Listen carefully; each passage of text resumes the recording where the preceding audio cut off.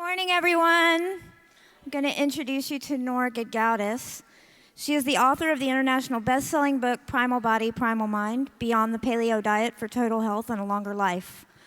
Nora is a public speaker and educator and is also in private practice as a nutritional consultant, nutritional therapist, and board-certified neurofeedback practitioner in Portland, Oregon.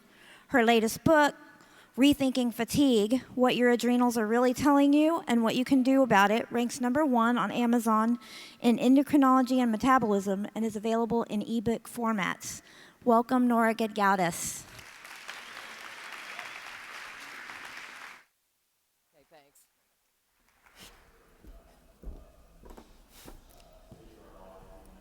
Well, I appreciate everybody coming here this morning and getting up out of bed. I know it was a really late night actually the last 2 nights in a row.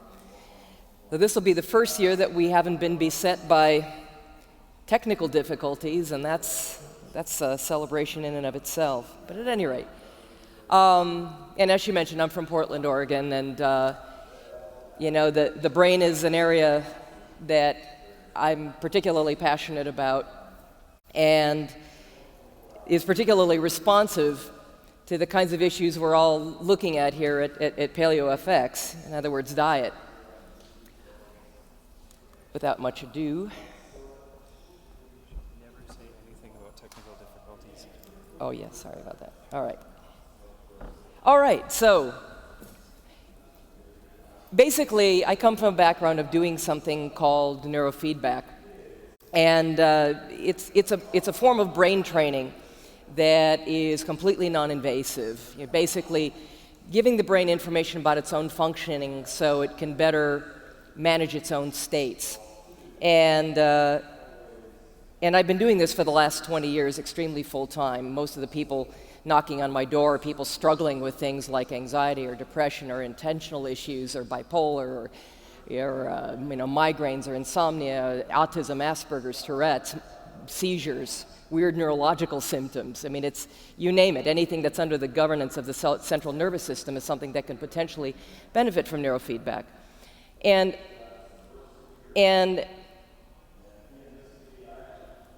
when you go, if you're going to go to, being a neurofeedback, and the reason I'm talking about this first is that it really helps shape the way I look at and approach nutritionally related issues.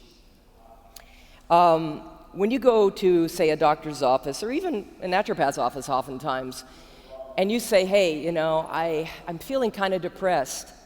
And oh, by the way, I also feel anxious a lot of the time, and I don't sleep very well at night, and I have trouble paying attention. And oh, by the way, did I mention that I get migraines, once a month or something?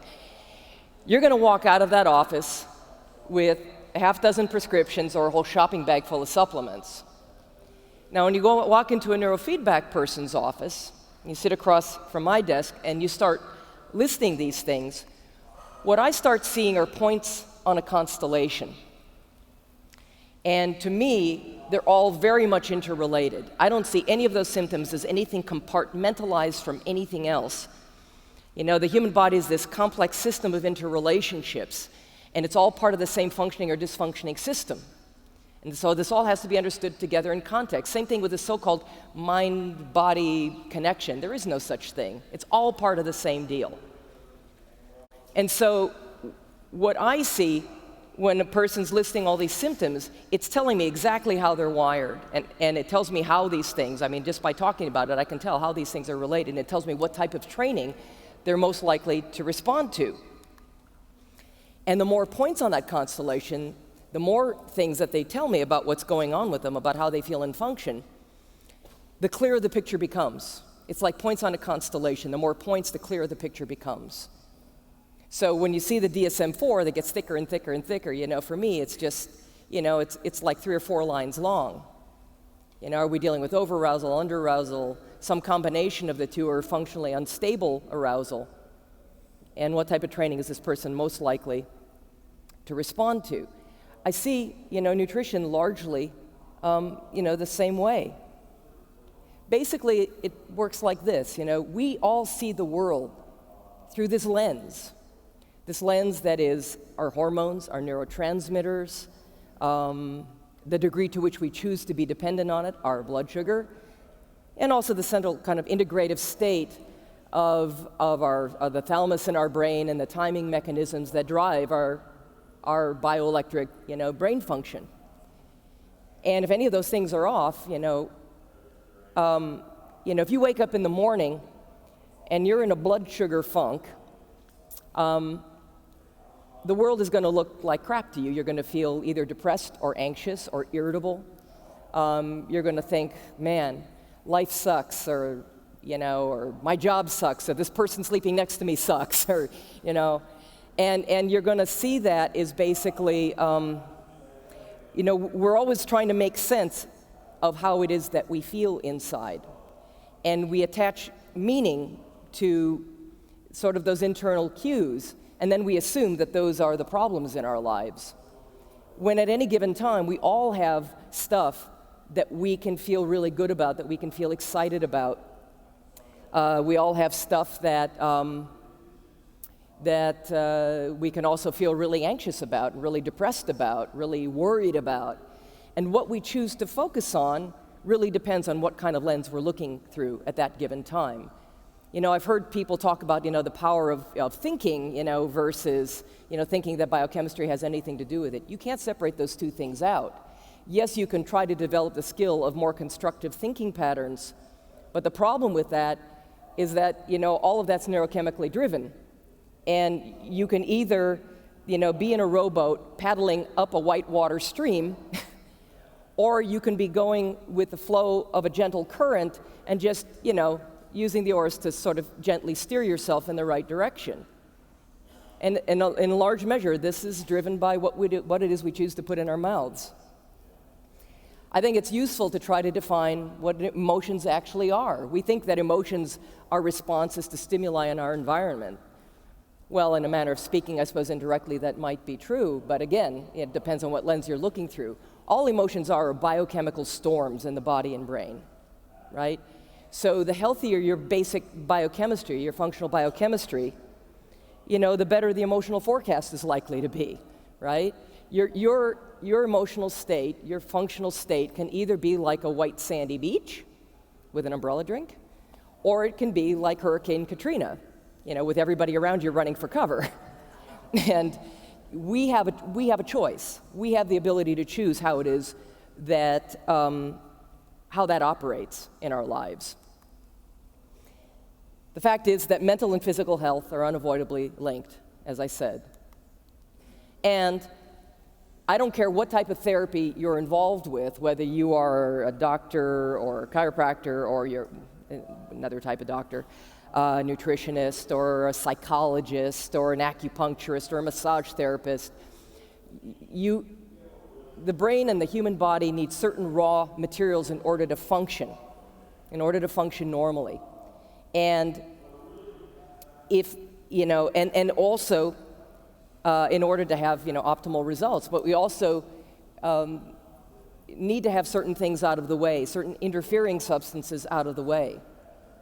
And if you don't address those issues, then you're never going to get optimal results. I don't care what your methodology is. Those things absolutely have to be covered. And that was something I discovered doing neurofeedback. I got way better results. Neurofeedback is really powerful. Usually within hours of a person walking out of your office, they feel different in the way they feel and function. But whether that lasts or not, or whether they're going to get really the long-term gains that really, stick with them, or going to get the maximum gains they can possibly get from the process, largely depends on what is their foundational biochemistry. The late Candace Pert once famously said that your body is your subconscious mind. And anybody who thinks that their conscious mind is running the show is seriously mistaken. The conscious mind is probably the most narcissistic entity in the universe. It likes to think it's running the show. It isn't. It's what's going on with us on a subconscious level that drives our behavior and our decision-making and the way we feel.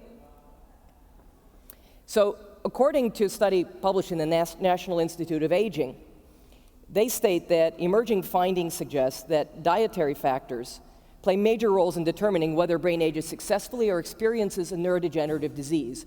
In other words, how our brain ages is almost entirely up to us. We're in control of that.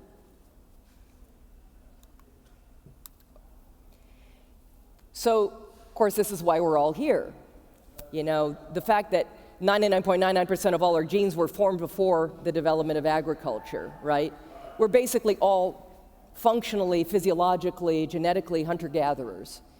And to me, that is an essential, foundational starting place. It is the only rational starting place. You know, whatever we would have had available to us as food throughout, you know, especially the most commonly available foods throughout our evolutionary history would have been the ones that shaped our physiological makeup, that shaped our nutritional requirements, that made us who we are. And we can't ignore that. But of course, just because our, you know, caveman ancestors put something in their mouths and didn't die, you know, or were able to survive on it, doesn't necessarily mean that those foods were optimal for us either. And I think that's why the subtitle of my book is Beyond the Paleo Diet for Total Health and a Longer Life. You know, just because they did it, is that good enough for us now? How would we know? And I think that's a legitimate question. Where I went to look for answers was human longevity research, because to me that tells us what's going to help us live the longest free of disease. What are the factors involved with that? And that's something I cover at great length in my book. The other thing I want to take into account is we're living in a very different world than our ancestors did. We have to take the world we live in today into account. I think we're actually living under more hostile conditions than our ancestors did, honestly. So, another interesting factoid is that within the last 10,000 years since we adopted agriculture, we've literally lost just over 10% of our brain volume. Now, I don't know about any of you, but I would hesitate to think about this as an evolutionary advancement.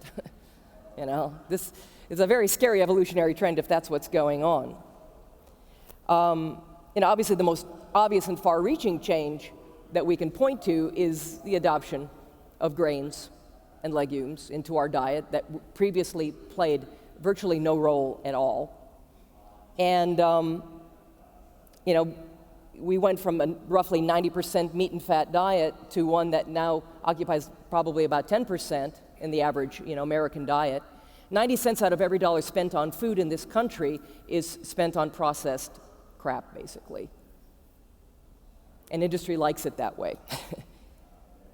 And so, you know, this, of course, is, you know, the very diet that is promoted by the U.S. Department of Agriculture's food pyramid, right? This is supposed to be the foundation now. This thing that's totally new to us is now supposed to form the foundation. 6 to 11 servings of grains a day. No human people group in the history of the human species historically has ever eaten a diet remotely resembling what that USDA food pyramid suggests is optimal. And we're paying a price for that. There was just a study published, I forget the journal, I'm sure a lot of you have already seen the news, showing that the decline in health directly correlates to the degree to which people actually follow these government guidelines. I'm just saying. Now, this graphic is from a talk given by Dr. Marta Lair of the Leverhulme Center for Evolutionary Studies in Cambridge University in the UK a few years ago. And I think I just lost my Madonna microphone here. There we go. And basically,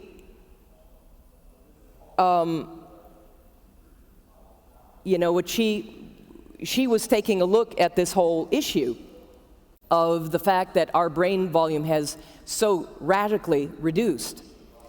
And when asked, you know, exactly why this might be, you know, what might explain this reduction in brain size, you know, of course, there are some researchers that are claiming that, well, it's improved brain efficiency. And of course, these are the same people that like to think size doesn't matter, right? Which we know it sometimes does. You know?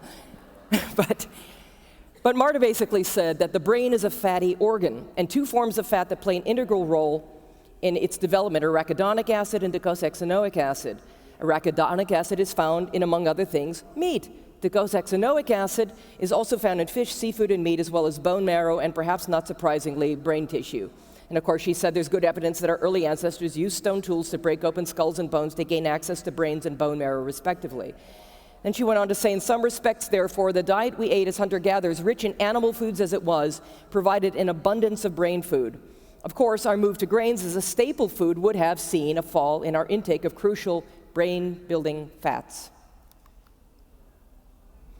This particular research paper, which was super interesting, was looked at 33 different primate species, similar, in size or, to us, and looking at the relative brain size to the energy density of their diets.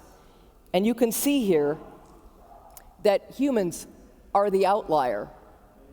We're way off here. Nothing comes even close. We are by far designed to eat the most fat-rich, energy-dense diet of any other primate. And the authors of this paper stated that the high costs of the large metabolically expensive human brain is partially offset by the consumption of a diet that is more dense in energy and fat than those of other primates of similar size. In other words, it wasn't bananas that got us here. Well, it might have been bananas that got some people here, but not to where the rest of us are. So, the other thing that's a little disturbing, to add more insult to injury, is that actually our human brains tend to also get smaller with age. This only has been found in humans, particularly the hippocampal structures in the brain and the frontal lobes, the part of us that makes us the most human. And this is a terribly creepy thing, and you have to ask yourself, why would that be? Well, we're also the only species that habitually chooses to consume foods to which we were not genetically adapted. I'm only saying. So, coincidence? I don't know, perhaps. So the question to answer is, what are we missing in this? Well, hello, we're supposed to be fat heads and not potato heads, or grain brains, right? Brain makes up maybe 2 to 5% or so of your total body mass. And my running joke on this is maybe a little less if you happen to be a politician or a few other people, I won't name names.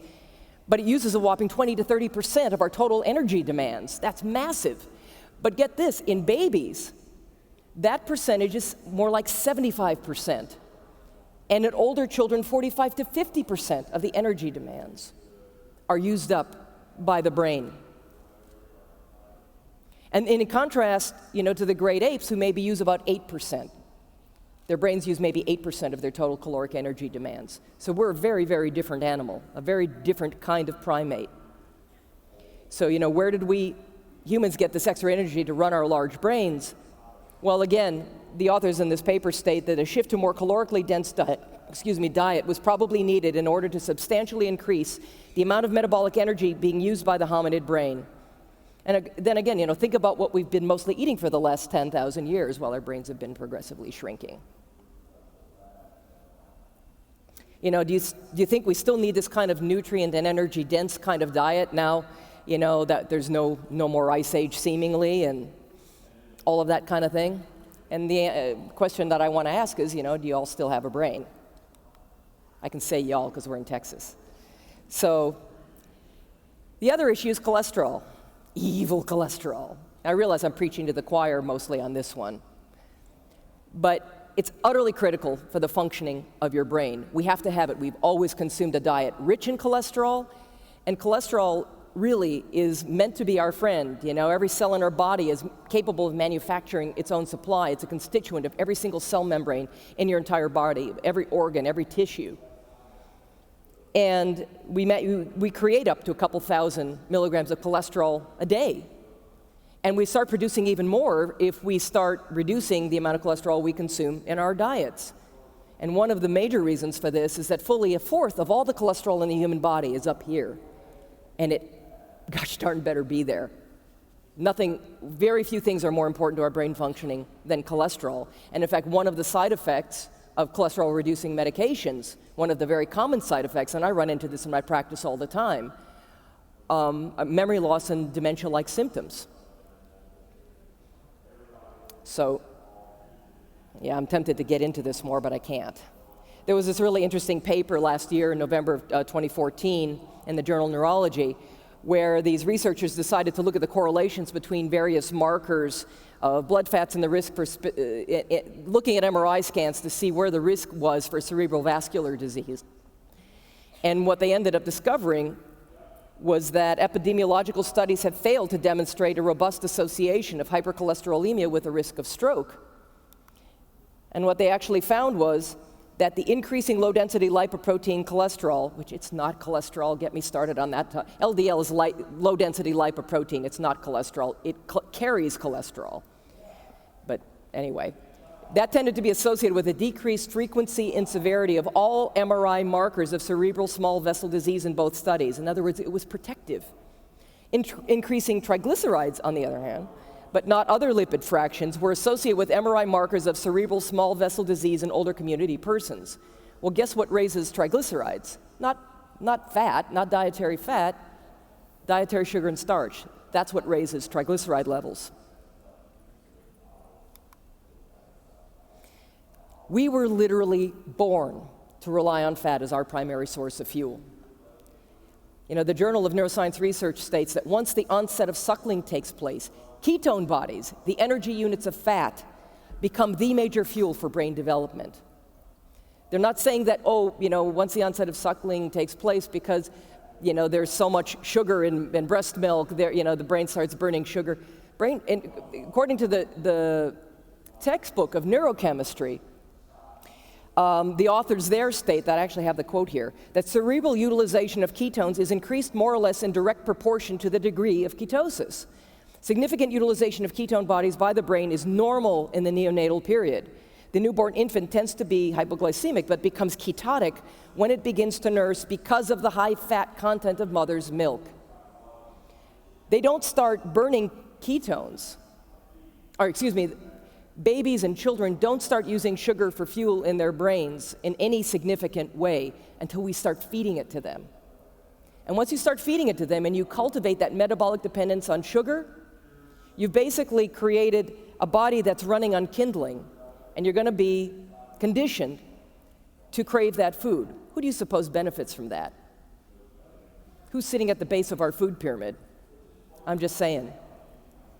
And human breast milk has the highest level of ketones of any natural food. Human brain growth is totally dependent on dietary fats, but particularly the 20 and 22 carbon chain fatty acids, docosahexaenoic and arachidonic acid. In other words, dietary animal source fats. Not olive oil, not avocado oil,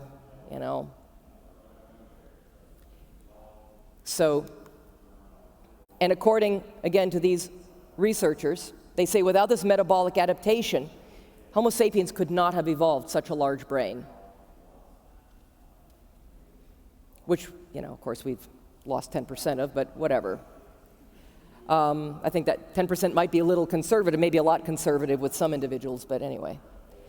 So the study from the American Journal of Physiology found that, quote, a ketogenic state results in a substantial 39% increase in cerebral blood flow and appears to reduce cognitive dysfunction associated with systemic hypoglycemia in normal humans, not even in diabetics or people in, neurologically compromised states. We're talking about normal people can increase their cerebral blood flow 39% just by making this metabolic change.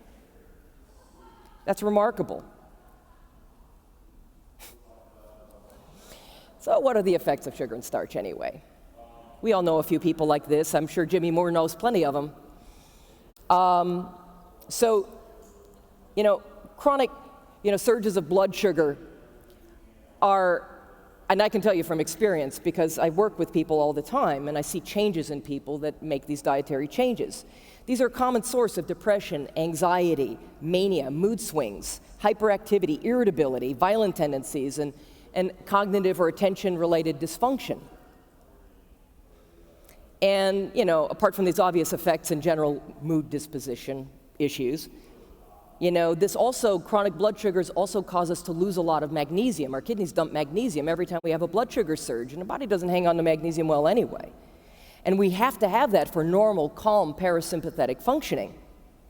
And of course, we need insulin, to store intracellular magnesium, and then magnesium's needed to produce and utilize insulin. So, and magnesium loss also results in elevated histamine levels, and histamine functions like an excitatory neurotransmitter in people. So, sometimes I'll see kids at certain times of the year, maybe parents in the audience here are noticing right now, because there are a lot of allergies happening here right now in Austin, that their kids may be a little more irritable or hyperactive than usual. You know, if they have seasonal allergies and things like that, histamine is really agitating to the nervous system. Insulin and leptin surges are also pro-inflammatory. The excess carbs lead to this increased demand for B complex, and especially B1 and B6. You know, it can, lead you to deficiencies. Even though it increases the serotonin availability in the bloodstream, ultimately it's depleting because it's not giving you the raw materials to make more. It's just putting it out there so that your body can deplete it.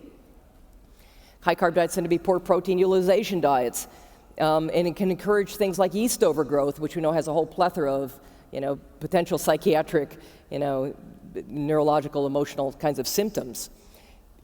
Blood sugar surges and blood sugar dysregulation leads to sleep disturbances, hypoglycemia, reactive hypoglycemia, premature aging, all good stuff. But the same sort of damage that's done to the brain in, an alcoholic. Oh, what the hell? Okay. There we, no. Here, let me go back forward. What happened to the picture? Okay. Well, what this is supposed to be is a picture of an alcoholic brain, which is pretty shrunk down. And the same kind of damage that's done in the brain of an alcoholic basically is happening to all of us to one degree or another at some pace or another, depending on our relative levels of chronic, levels, average levels of blood sugar at any given time. The lower we maintain our blood sugar over the course of our lifetimes and the lower we maintain, the less of a requirement we have for insulin, the more gracefully the brain will age, and the less brain shrinkage is likely to occur. Now, this study that was released at the end of April in 2013 in the journal Neurology, it looked at the effect of serum glucose levels on normal individuals and brain regions associated with the development of Alzheimer's. The title of the study kind of says it all. It says, higher serum glucose levels are associated with cerebral hypometabolism in Alzheimer's regions. And the conclusion of the study was that higher fasting serum glucose levels in cognitively normal, non-diabetic adults, right? This is just high normal blood sugar levels, not even in insulin-resistant people, may be associated with Alzheimer's disease pathophysiology. The findings suggested that the risk imported by higher serum glucose levels may be independent of ApoE4 status, which everybody wants to blame it on that. That's not the issue. This study raises additional questions about the role of the metabolic process in predisposition to Alzheimer's disease and supports the possibility of targeting these processes in pre-symptomatic Alzheimer's disease trials. And the authors actually further stated that clinically, even if your blood sugar levels are normal, lower blood sugar levels are better for your brain in the long run with regard to memory functions as well as memory-relevant brain structures like the hippocampus. And this is the first part of your brain to start to deteriorate in conditions like Alzheimer's disease and dementia. It's the most vulnerable part of the human brain, right there. It's also the part of our brain that mitigates stress response. Anybody need help with that? This other study in 2012 showed that disrupted insulin signaling induced brain changes characteristic of Alzheimer's, including disorientation, confusion, and an inability to learn and remember. And, it's not 100% all about what you're eating in terms of carbohydrates, in terms of sugar and starch, although it mostly is. But things like MSG, trans fats, gluten and other dietary antigens, cow's milk, which of course is very naturally high, it's mostly a carbohydrate food. It's not a protein food or a fat food, it's mainly a carbohydrate food.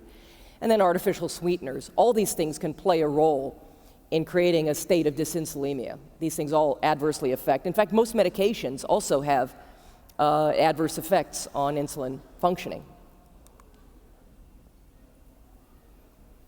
So what are the potential consequences here? And these are things I've seen in my practice. We see serotonin depletion, we see magnesium depletion, B vitamin, B12 insufficiency and malabsorption, irritability, brain fog, cognitive impairment, attentional disorders, depression, anxiety disorders, confusion and memory problems, alcoholism, nervous habits, mental disturbances, eating disorders, sleeping disturbances, emotional lability and reactivity.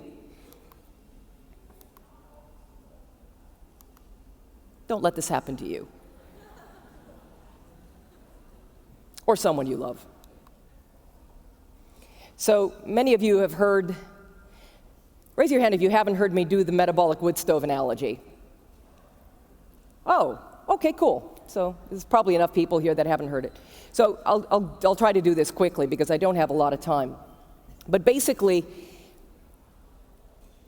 I basically see carbohydrates. I think we can look analogously at carbohydrates as being a form of metabolic kindling. And your whole grains, your beans, your brown rice, your sweet potatoes, and things like that, you can basically look at as being twigs on that metabolic fire.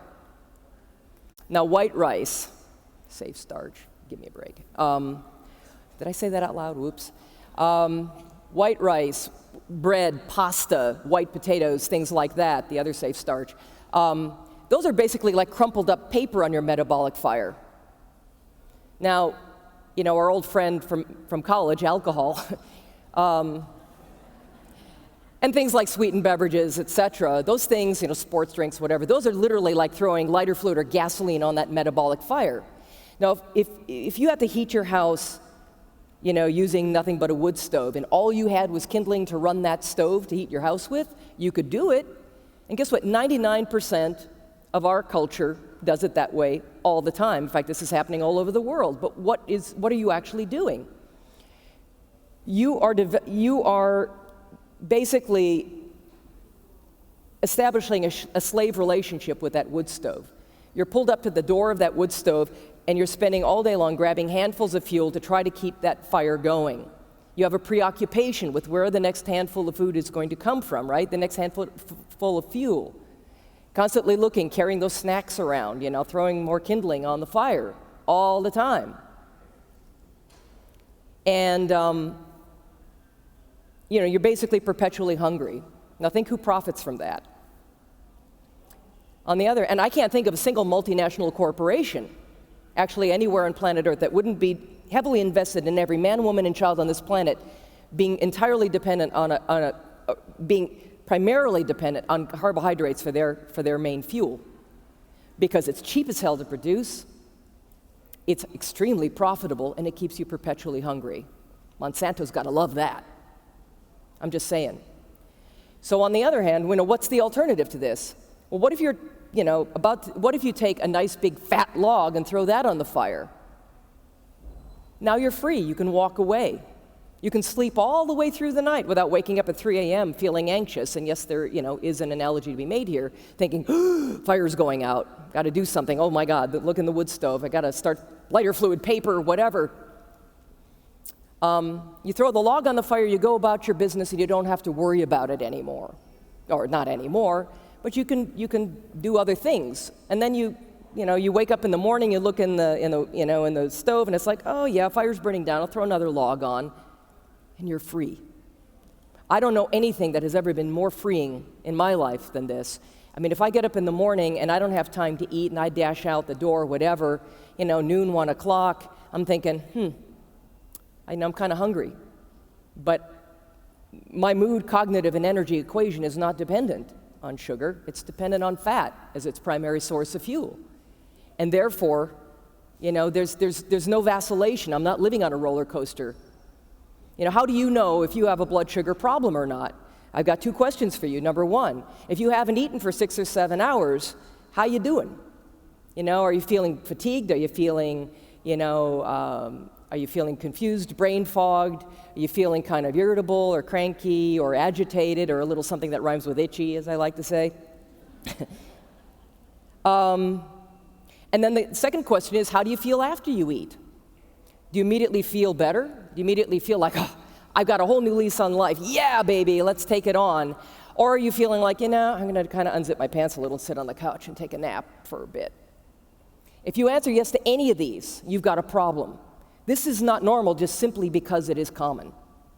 This is not the way we were designed to exist. How are you, you're like, well, how the hell am I supposed to feel if I haven't eaten for 7 hours? There's only one right answer, and that answer is hungry.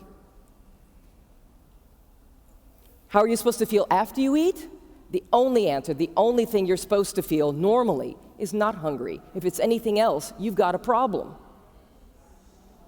You know, there are consequences to depending on sugar as a primary source of fuel. You can do it if you want to sit around and manage that all day. I've got better things to do with my time. I think most of us should. Now, recent studies have shown that D-beta hydroxybutyrate, the principal ketone, is not just a fuel, but a superfuel, more efficiently producing ATP than glucose or fatty acid. So, you know, in the metabolic fuel duel between, you know, sugars and fat as a primary fuel, there just isn't any contest.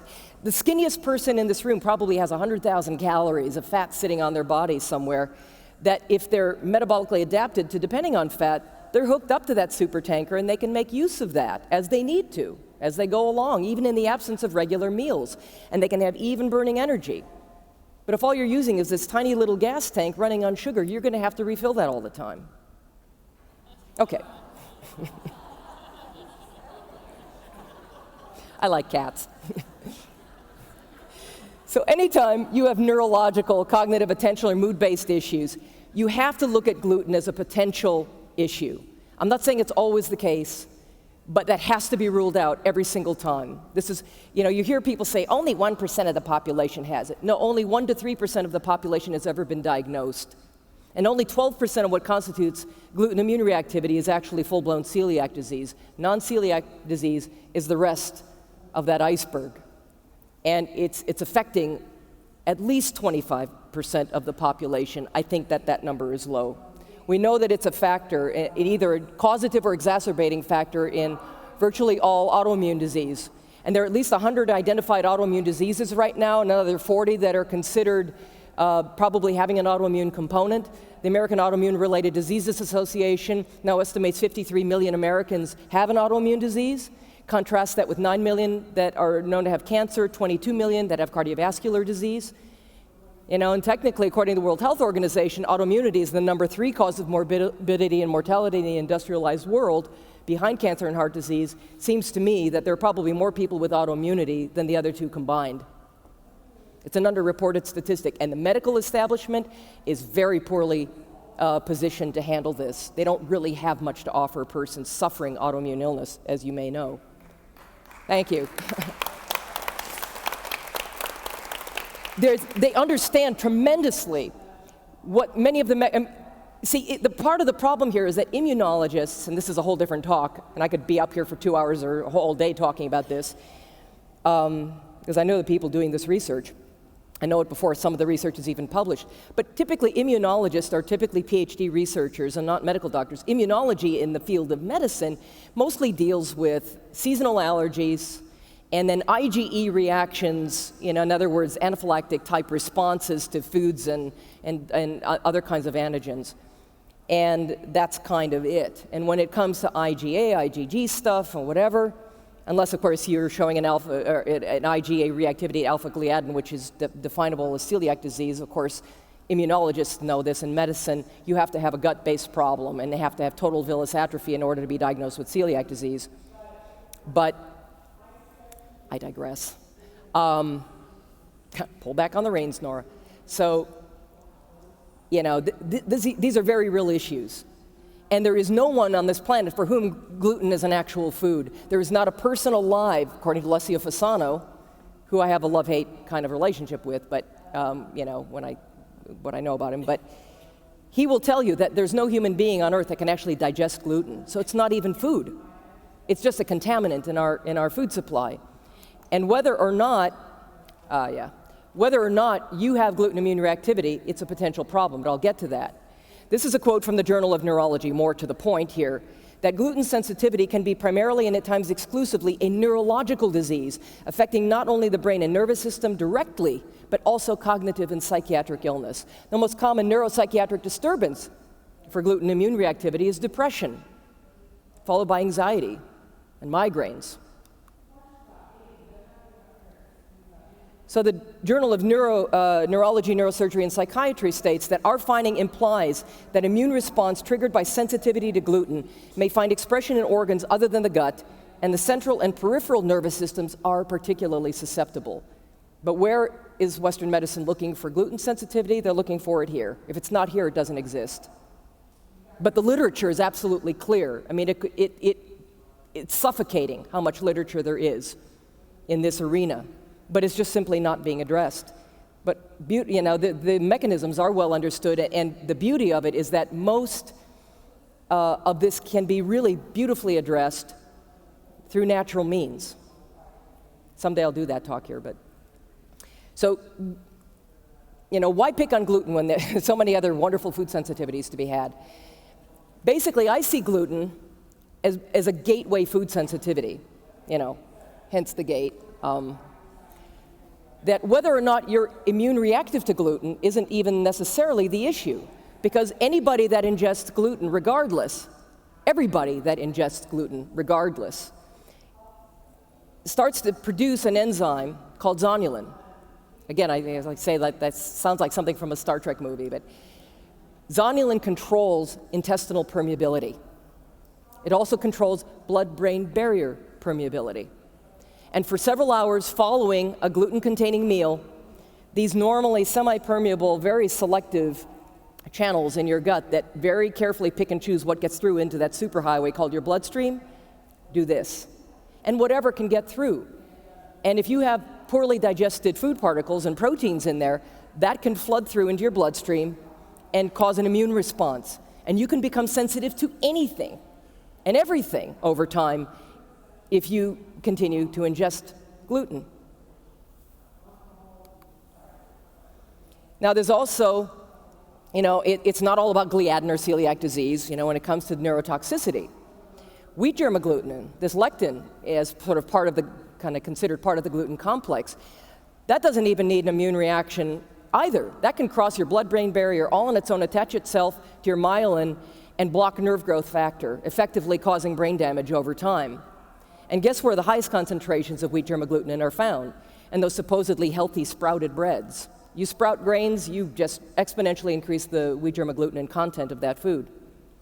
And also, when it comes to excitotoxicity, wheat, dairy, and soy all contain really high levels of glutamic and aspartic acid, which are neurotoxic.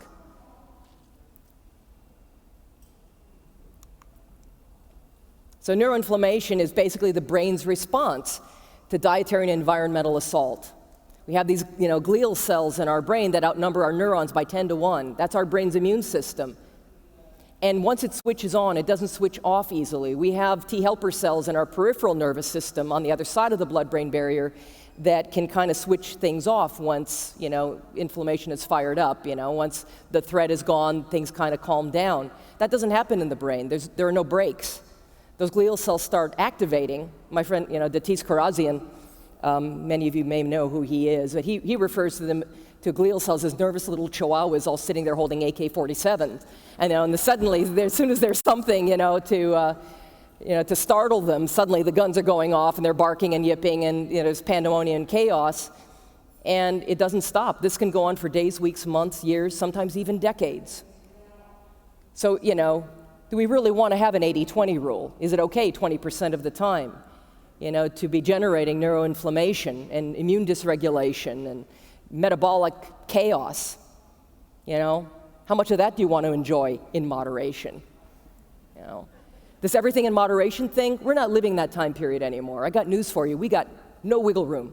We don't have the wiggle room our ancestors had. We don't even have the wiggle room our grandparents had, or our parents. I'm going to go on. So basically, what are the things that cause neuroinflammation? Dietary antigen exposure like gluten, for instance.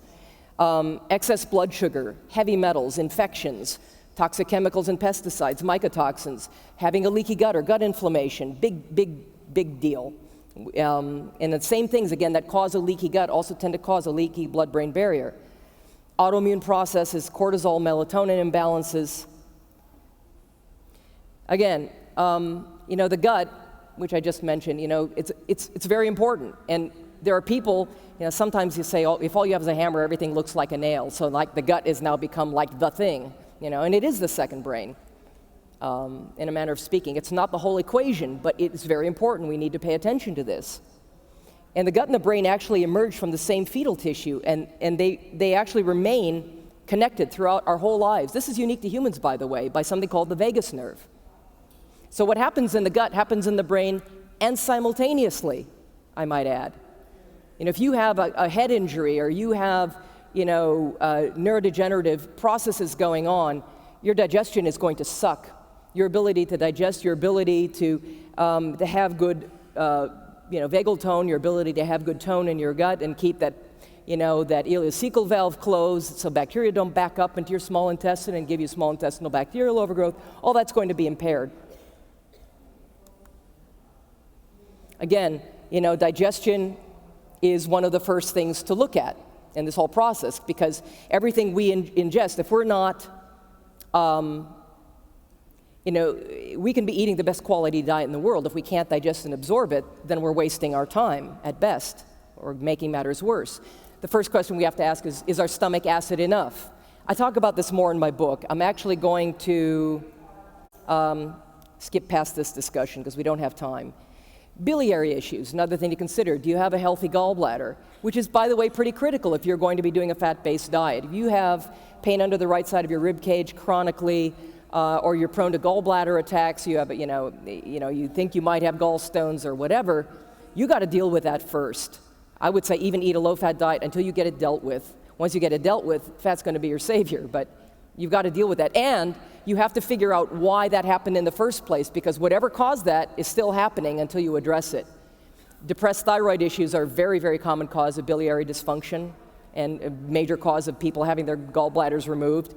But also people who've eaten, vegan diets for a really long time, because, you don't use it, you lose it, low-fat diets. And people who've eaten diets high in processed food, trans fats and rancid fats and things like that. That's a surefire way to screw up your gallbladder too. But also, dysbiosis. Those unhealthy balances of bacteria in our gut are commonly found with cases of mood disorders, cognitive dysfunction, memory problems, autism, all these different things. The second brain. It's even been said that the gut has more neurons than the brain. And of course, it has a very powerful effect on on brain health. But you can't neglect digestion if you're going to be looking at mental health, for sure. And of course, this is the big hot topic now. Everybody's talking about the microbiome, gut bacteria. Again, they communicate with the vagus nerve to our brains, for sure. I mean, if you're having cravings for stuff and you have unhealthy dysbiosis, some of those cravings might not even be yours. Because we could look at parasites as a cause of that too, and yeast and things like that. But recent research is also showing these things have a direct effect on brain chemistry, what kinds of neurotransmitters we're producing. We know that there's a bacteria called Lactobacillus rhamnosus that has a direct effect on the midbrain and enhancing the functioning of GABA.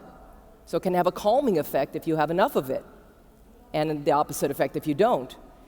So maintaining a healthy microbiome obviously has to be a priority with any kind of brain-related issue. And the answer to this, and I'll get to the reasons why, are not resistant starches, and tons of fiber. I don't have an issue with fibrous vegetables and greens. Eat all of those that you want. We don't have to have it. We don't have a requirement. But that's not, the answer. But eating, cultured foods, eating, cultured vegetables and, all kinds of things that are fermented that are rich in healthy bacteria should be a priority for everybody. And here's the reason why resistant starches aren't always such a good idea. SIBO, small intestinal bacterial overgrowth, another hot topic. Now, my friend Dr. Alison Seebecker is a major expert on this topic. And a few years ago, the research on this is just a few short years old. The small intestine is not supposed to be a sterile environment, but it's also not supposed to hold host to massive colonies of bacteria. So, but it can lead to things when this happens, like mood symptoms, like depression, brain symptoms like autism and anemia, and chronic low ferritin levels is a really big red flag when it comes to SIBO. Celiac disease, you see it very common in tandem with celiac disease, Parkinson's disease, fatigue, chronic headaches, malabsorptive syndrome, IBS, major red flags for SIBO. Gas and bloating after meals is probably, even after protein-containing meals, or after eating veggies or whatever, it's like, wow, I ate all that fiber and now I'm just kind of bloated, and you're not even eating sugar, you're just eating veggies. Big red flag. I would say that is probably one of the most reliable indicators, actually, of this condition. So,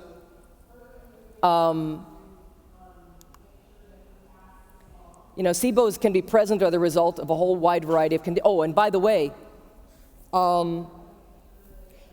the things that we normally think of supporting our large intestinal health aren't necessarily the kinds of things you want to be doing if you have small intestinal bacterial overgrowth. Because if you start throwing prebiotics in there, inulin and fructooligosaccharides, and you throw lots of fiber in there like you think you're going to feed the good bacteria, you're also going to be feeding that overgrowth. It exacerbates the problem. Usually requires people getting off of fiber foods for a while or cooking the crap out of their vegetables for a while just to be able to tolerate them until they get this issue addressed. So I'm going to move on. But it's not all about the gut stuff either. It's also about, are the right nutrients in your diet in the right amounts? B12, one of the most important things going. It's not just whether, because most people in this room are eating animal source foods, which is the natural source of B12 that we all need to consume. The problem is, lots of people here also have digestive issues, have insufficient hydrochloric acid, or maybe producing antibodies, perhaps against your parietal cells, or you're not producing sufficient intrinsic factor, maybe producing antibodies against your own intrinsic factor, in which case you may not be absorbing it. So, looking for signs like megablastic anemia and testing your methylmalonic acid might be a good idea just to make sure that you're making use of the B12 that you're consuming. Getting enough methylfolate, other B vitamins like choline that are really rich in egg yolks and that sort of thing to make acetylcholine, critical for the brain. Omega-3s, DHA, not flax oil. Not flax oil. I have a whole chapter on that. I'll spare you right now. Arachidonic acid, very important. CoQ10 or ubiquinol, very, very rich in animal source foods. Cholesterol, only present in animal source foods. Vitamin D3, only present in animal source foods or whatever we can make from sunlight in places where we're actually able to do that. And of course, magnesium is extremely important for displacing aluminum, for maintaining a calm parasympathetic state. And we absorb magnesium best, for 300 or 400 other things, for our phase 1, phase 2 liver detoxification are magnesium dependent. And using fat-soluble nutrients, magnesium dependent. And also promote brain synaptic density and plasticity in the hippocampus especially. We have to have magnesium for that. And magnesium is really best absorbed through animal source foods and in the presence of hydrochloric acid. There may be magnesium in pumpkin seeds or greens and things like that, but the fact is, unless there's hydrochloric acid present, you're not making use, you can't absorb and utilize it. So animal source foods are still a ticket there. Now, there's something called brain-derived neurotrophic factor, and that's your brain's version of growth hormone. Sort of think of it as brain fertilizer. And the higher the levels of BDNF later in our lives, the healthier our brains are, and the less brain shrinkage we experience in the course of our lives. And they found a number of things that reliably increase brain-derived neurotrophic factor, which actually allows us to make new brain cells, which used to be thought to be impossible. They found that aerobic exercise, at least 20 minutes a day, actually stimulates BDNF. DHA, docosahexaenoic acid, also increases the activity and BDNF production. Minimizing our sugar intake. High sugar diets absolutely suppress brain-derived neurotrophic factor. Increasing the intake of, this is a really interesting one, certain probiotics, Bifidobacterium longum is actually found to stimulate BDNF in the brain's hippocampus. So again, it's found in things like naturally fermented sauerkraut, eat your cultured veggies, It's really important.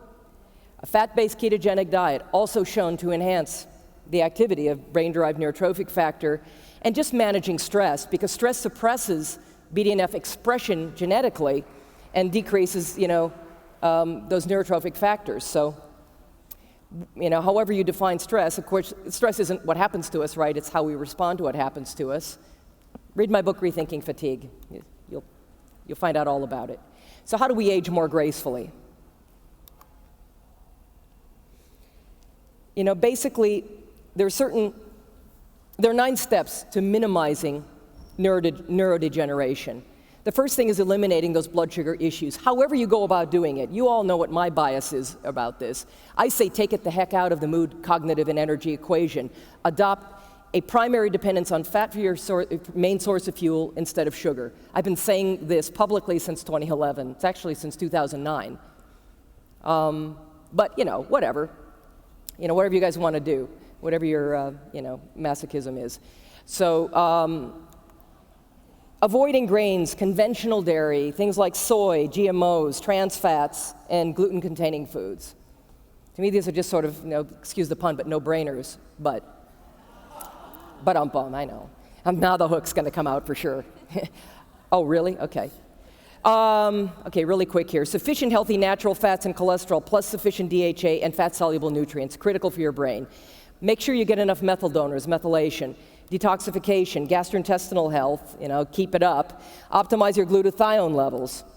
Exercise, modified caloric restriction, or adopt a ketogenic approach to eating. And then physical exercise. And, also anticholinergic medications, by the way, also damage the brain and shrink brain tissue.